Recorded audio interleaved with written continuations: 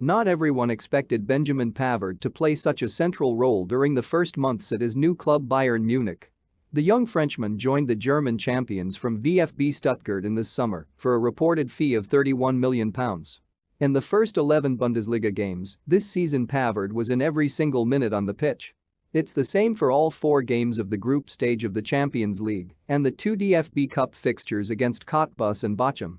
In this tactical analysis, we will look at the Frenchman's role in the system and tactics of Bayern Munich and then examine what his greatest strengths and weaknesses are on the pitch. Position and movement. The 23-year-old World Cup winner played in this Bundesliga season in every single game as already mentioned. However, he didn't always play in the same position. The Frenchman played as every part of the back four at least once. He played 1 game as a left back, 3 as a centre back and 7 as the right back. These are the numbers how he started the games, but it often changed throughout the match. For example, in the game against Eintracht Frankfurt, he started as a right back, and due to Jerome Boateng's red card in the 10th minute, he had to occupy the German's position as the centre back. In the first 2 games under new coach Hans-Dieter Flick, he played as a right back since the new man at the sideline chose Javi Martinez as his second centre back beside David Alaba. Niklas Süle and Lucas Hernandez are injured. The former coach Niko Kovac used Martinez just in 4 out of 11 competitive games in which he was not injured as a centre back. Considering these aspects, we can expect Flick to line up his team mostly with Martinez as one of his centre backs and Pavard as the right back, and due to that, we'll focus in this tactical analysis more on Pavard's role as a full back. In his heatmap for the first 11 games of this Bundesliga season, we see that he played during the majority of the time as a right back. Besides, his heatmap isn't typical for a modern full-back since he acts more defensively. Even though Pavard is also dangerous for the opposition in higher areas of the pitch as we will see later in this analysis, he started out his professional career as a centre-back and played in that position for many years where he developed his defensive mindset. Even though the Frenchman is this season at Bayern more offensive than compared to his games during the FIFA World Cup 2018, he's still more defensive than the average full-backs nowadays. When he plays as a right back he mostly is positioned deep during the build-up. In some games, for example in the match against Mainz 05 on the 3rd matchday, the Frenchman positioned on the same height as the 2 centre-backs to create a back 3, while the left back who was, in this case, David Alaba pushed forward. Anyways, his deeper positioning has mostly another reason too. In most of the games when Pavard was the right back, the right winger was Serge Gnabry. The German likes to stay near the touchline to provide width and generate some distance between him and his nearest defender. Considering this, if Pavard positions higher up the pitch, they would occupy the same space in the white area. However, when the Bavarians are able to progress the ball further up the pitch, Pavard tries to support his teammates by positioning himself higher.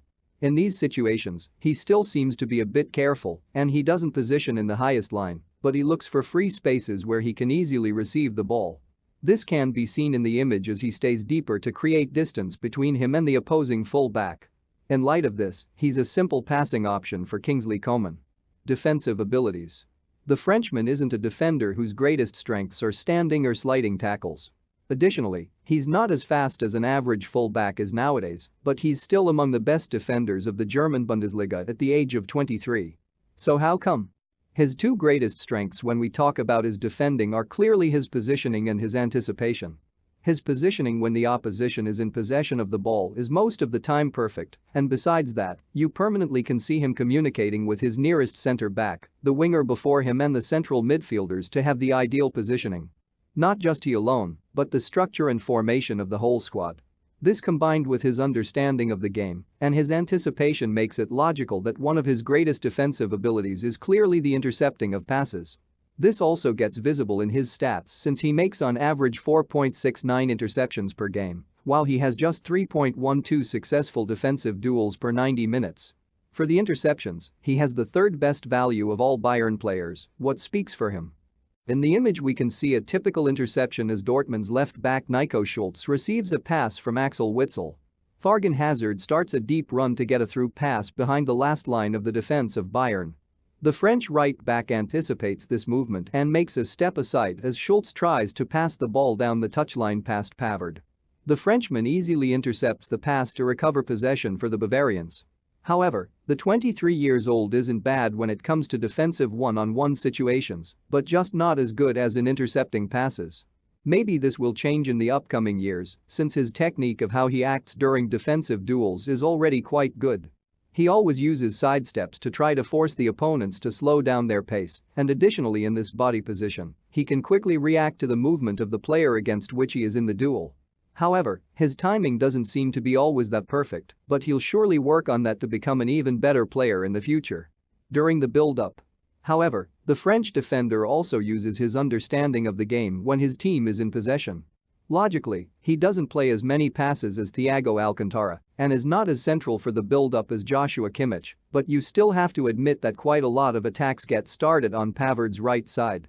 He plays on average 65.7 short and 4.51 long passes per match in this Bundesliga season.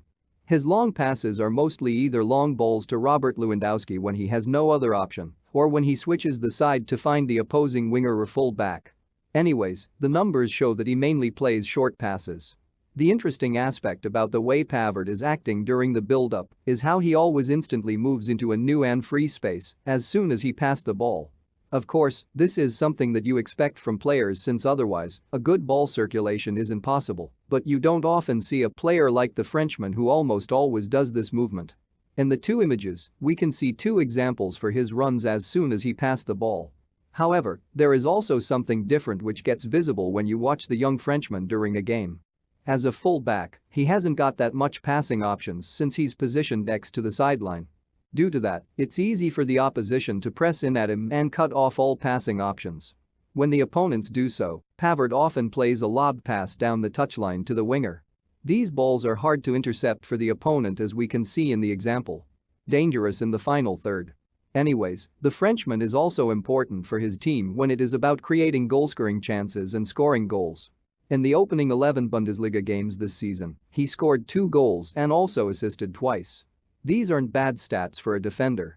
As you would expect, both assists were crosses from the right side at which we can look in the following two images. In the first one, the situation seems to be cleared by Dortmund, but Pavard delivers with the first touch a perfect cross to find Lewandowski in the center. In the second example, he received a pass from Coman and took the ball with the first touch to find Ivan Perisic at the second post with a great cross. His two other goals both were volleys and, in both situations, he showed his great technique. You have to add that Pavard scored his most famous goal in his career until now during the FIFA World Cup 2018, also by taking the ball in mid-air and blasting it in the far-hand corner. He scored that goal in the round of the last 16 against Argentina, and it was voted as the goal of the tournament. The 2 goals which he scored this Bundesliga season so far were also both volleys, and you can see them in the images. Conclusion. As this scout report showed, Pavard has his strengths in the offense as well as in the defense. He can support his teammates in the final third and also gets dangerous in front of goal. However, his variability to play in every part of the back four can also be a huge benefit for his squad. He needs to work on his ability to win defensive duels, since this quality would make him an even better defender. He played during the FIFA World Cup 2018 in every game for France, except the last match of the group stage, in which Didier Deschamps rotated since they were already through to the next round. If he doesn't get injured, then he will surely be the first choice right back of the French national coach during the UEFA Euro 2020. Thanks for watching. Please subscribe my channel and press the bell icon for never miss any updates. Credit: Felix Pickler from Ronnie Dog Media.